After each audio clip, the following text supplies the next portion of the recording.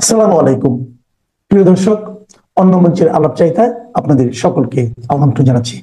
প্রিয় দর্শক, সাজ্জাদ কাদিরের প্রীতি নিন, শুভেচ্ছা নিন। শেখ হাসিনা সমস্যা চিহ্নিত করেছেন, এবার সমাধান যাত্রাপথে। তিনি কিসের ময়লা পরিষ্কার করবেন? আপনারা জানেন যে আওয়ামী লীগের সোশ্যাল মিডিয়া পেজ ফেসবুক, ইউটিউবে নিয়মিত একটি দায় মুক্তির অনুষ্ঠান হয়। দায় মুক্তি নামে দায় মুক্তির 49তম অনুষ্ঠানে গতকাল রাতে আওয়ামী লীগ প্রধান শেখ হাসিনা, প্রধানমন্ত্রী শেখ হাসিনা ভুক্তভোগী নির্যাতিত মানুষের কথা শুনেছেন এবং সেখানে তিনি বক্তব্য দিয়েছেন। কথার মাঝে মাঝে তিনি কথা বলেছেন। সেখানে তিনি ময়লা পরিষ্কার করবার কথা বলেছেন। কোন দিন বললেন? যেদিন তার জন্মদিন, ৭৯তম জন্মদিন, তার আগের দিন। আজ ২৮শে সেপ্টেম্বর ২০২৫, প্রধানমন্ত্রী শেখ হাসিনা, আওয়ামী লীগ প্রধান শেখ হাসিনার ৭৯তম জন্মদিন।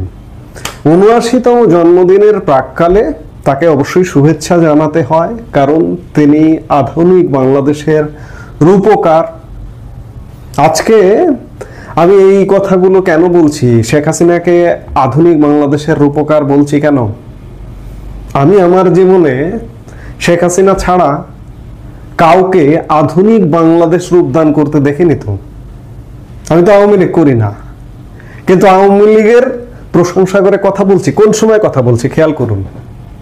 যে সময় আওয়ামী লীগের দুঃসময়, আমি কিন্তু আওয়ামী লীগের ২০০৯-২৪ সালের সুবিধাভোগী নই। ২০০৯-২৪ সালে আওয়ামী লীগের জন্য তেলবাজি, তেলের ড্রাম নিয়ে কোনো জায়গায় যায়নি। কিন্তু আজকে কথা বলছি যেটি সত্য, যেটি ন্যায়, সেটির পক্ষে কথা বলছি।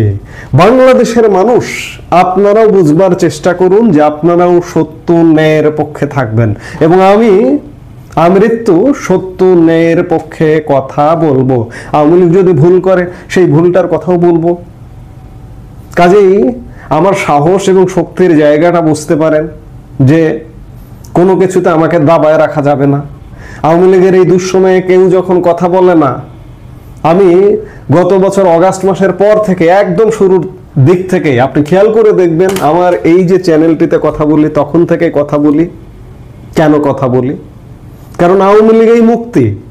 আমি যেটি বলছিলাম যে গতকালকে ভাষণে শেখ হাসিনা সমস্যা চিহ্নিত করে ফেলেছেন। গতকালকের ভাষণটা আমার কাছে অনেক ইতিবাচক ভাষণ, কিংবা অনুষ্ঠানে অংশগ্রহণটা অনেক ইতিবাচক মনে হয়েছে। এজন্য শেখ হাসিনা ভুক্তভোগীদের কথা শুনছিলেন, শুনবার মাঝে এক জায়গায় বলছেন এই ডক্টর ইউনূস, এই দখলদার ডক্টর ইউনূস প্রসঙ্গে, যে ডক্টর ইউনূস যাবে না, ডক্টর ইউনূস ক্ষমতা থেকে যাবে না, তাকে সরাতে হবে।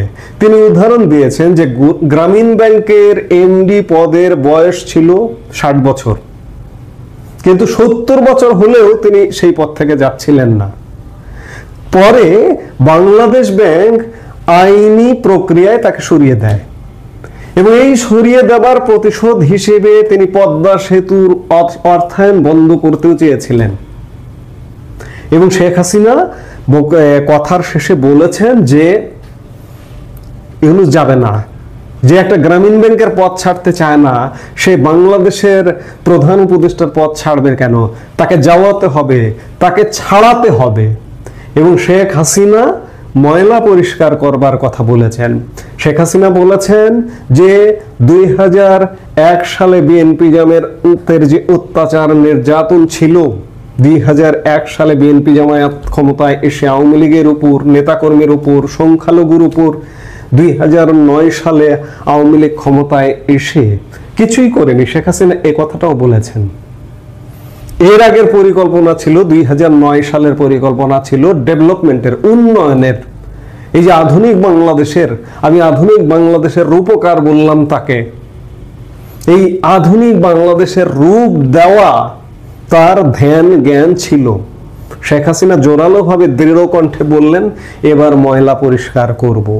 2001 সালে অত্যাচার নির্যাতনের বিচার করিনি, কিন্তু এবার যারা অত্যাচার করছে, নির্যাতন করছে, তাদের তালিকা ধরে ধরে রাখছি এবং আরো ময়লা পরিষ্কার করতে হবে। আমি এর সাথে যুক্ত করব এই যে যারা বাংলাদেশকে মানে না, যারা বাংলাদেশের বিরুদ্ধে সব সময় কথা বলে। এই যে গতকালকেও নিউ ইয়র্কে বসে, নিউ ইয়র্কের এক অনুষ্ঠানে জামাতে ইসলামের নায়েবে আমির ভারতের বিরুদ্ধে যুদ্ধের কথা বললেন। কোন ভারত? যে ভারত আমাদের অকৃত্রিম বন্ধু, যে ভারত বিপদে আপনি প্রধানমন্ত্রী শেখ হাসিনা, আওয়ামী লীগ প্রধান শেখ হাসিনা আপনাকে আশ্রয় দিয়েছে। 1971 সালে আমাদের মহান মুক্তিযুদ্ধে 1 কোটি শরণার্থীকে আশ্রয় দিয়েছিল, বিভিন্ন সময় আশ্রয় দিয়েছে। 1975 থেকে 81 আপনাকে আশ্রয় দিয়েছে। ভারতের চেয়ে অকৃত্রিম বন্ধু কে হতে পারে? আমাদেরকে ভারতের কাছ থেকে গুলি খাইয়ে ছাড়বে এই দখলদার জামাত, বিএনপি, ইউনূস গং। প্রধানমন্ত্রী শেখ হাসিনা, আওয়ামী লীগ প্রধান শেখ হাসিনা চিহ্নিত করেছেন সমস্যা। এখন নিশ্চয়ই সমাধান যাত্রার পথে যাবেন এবং আসলে ময়লা পরিষ্কার করতে হবে। এই যে যারা এই কাজগুলো করছেন, বাংলাদেশের বিপক্ষে দাঁড়াচ্ছেন এবং বাংলাদেশকে ব্যবহার করে হাজার হাজার কোটি কোটি টাকায় এই যে জামাতের অর্থনৈতিক ভিত্তি, অর্থনৈতিক শক্তি, এগুলো কিচ্ছু করেননি। তারা নির্বিঘ্নে আপনার 16 বছরে তারা কাজ করেছে, ব্যবসা করেছে, আপনার দলে ঢুকেছে, আপনার মূল আওয়ামী লীগে ঢুকেছে, আপনার ছাত্রলীগের তলায় ঢুকেছে।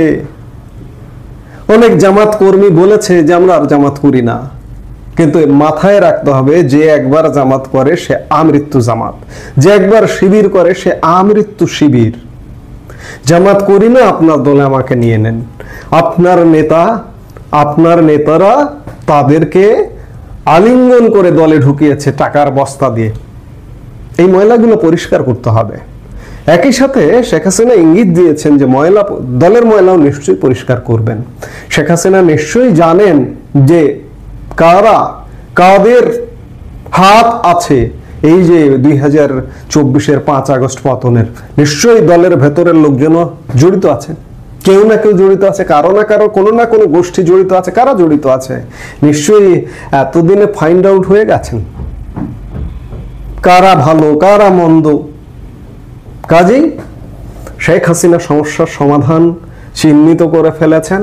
এখন সমাধান যাত্রায় যাবেন এবং আগামীর আওয়ামী লীগ হয়তো, এবং আওয়ামী লীগ যদি ক্ষমতায় আসে, ময়লা পরিষ্কার করবার আওয়ামী লীগই হবে। তিনি বলেছেন যে গ্রামের মানুষের খাবারের ব্যবস্থা করব, ভাত কাপড়ের ব্যবস্থা করব, আর আধুনিক উন্নতি যেটি করেছি, কিন্তু ময়লা পরিষ্কার করবার কর্মসূচি হবে এবং সেটি যথোপযুক্ত কর্মসূচি হবে, আমরা সেটি মনে করি।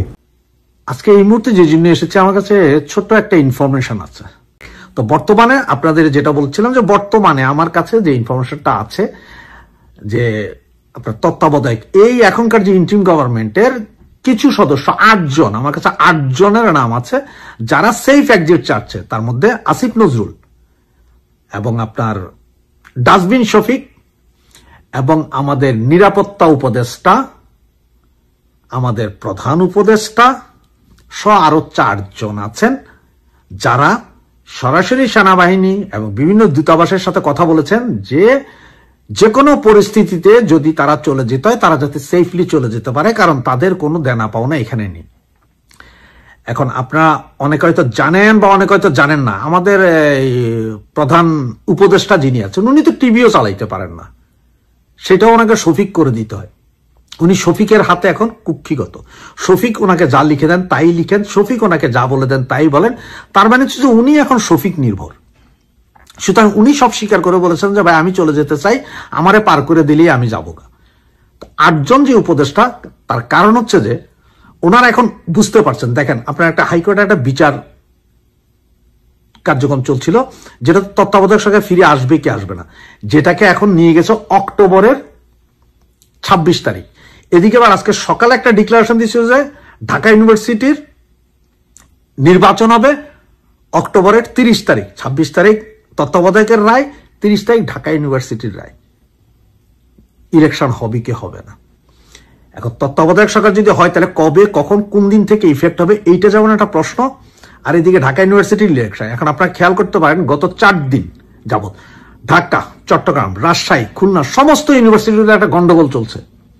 এর আগে ঢাকার ওই যে আপনার ঢাকা ইউনিভার্সিটি বুয়েট, চুয়েট, কুয়েট, মুয়েট এদের দিয়ে একটা, এটা পুরোটাই কিন্তু জামাতের একটা নীল নকশা। তারা চাইতেছে যাতে কোনোভাবে তত্ত্বাবধায়ক সরকার ফিরে আসবে না।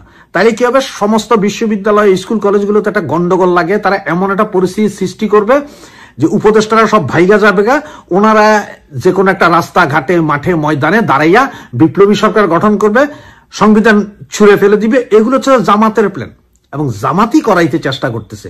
আর আমরা যারা এই যে আওয়ামী লীগ বলেন, সমমনা বলেন, মুক্তিযোদ্ধার সমর্থক বলেন, তারা সবকিছুতে আমরা ওদের খাওয়ারটা খেয়ে গুজব রটানোতে ব্যস্ত হয়ে পড়ছি।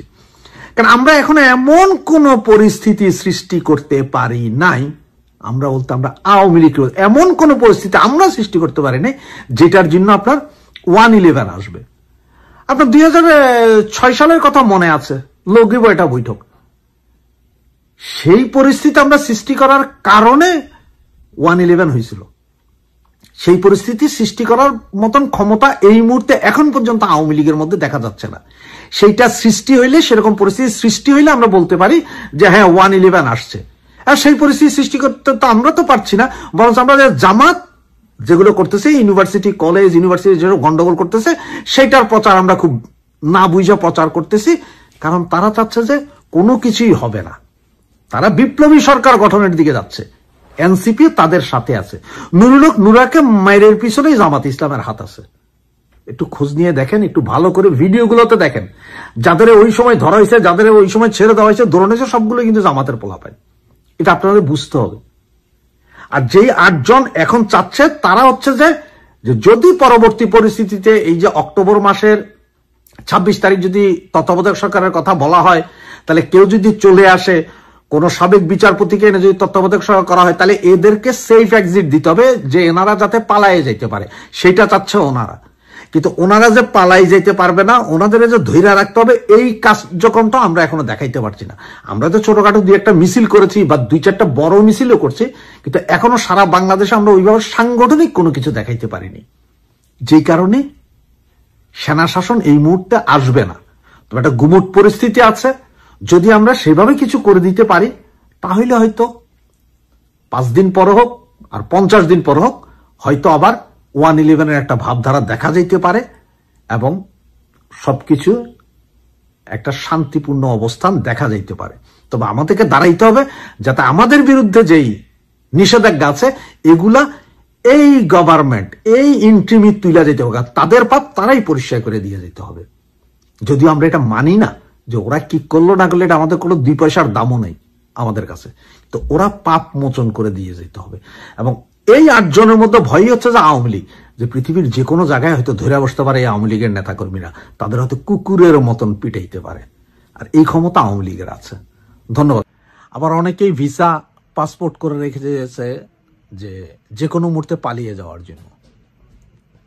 তো আপনারা সবাই দেখেছেন যে গ্রামীণ টাওয়ার আছে বাংলাদেশের বিভিন্ন বিল্ডিং এ, বিভিন্ন জায়গায় গ্রামীণের টাওয়ারগুলো আছে, এগুলো ভেঙে ফেলা খুব সহজ। গ্রামীণ ব্যাংক হয়তো এই মুহূর্তে হাত দেওয়া যাবে না, তবে অদূর ভবিষ্যতে গ্রামীণ ব্যাংকের প্রতিটা ফ্লোর, প্রতিটা ইট খুলে নিয়ে যাওয়া হবে। গ্রামীণের যত প্রতিষ্ঠান আছে, ইউনুস চাচার বাড়ি পর্যন্ত বাংলাদেশে রাখা যাবে না। এগুলো সব 32 নাম্বার যেভাবে বুলডোজার দিয়ে ভাঙা হয়েছে, এগুলো সব প্রতিষ্ঠান বুলডোজার দিয়ে ভাঙিয়ে দেওয়া হবে।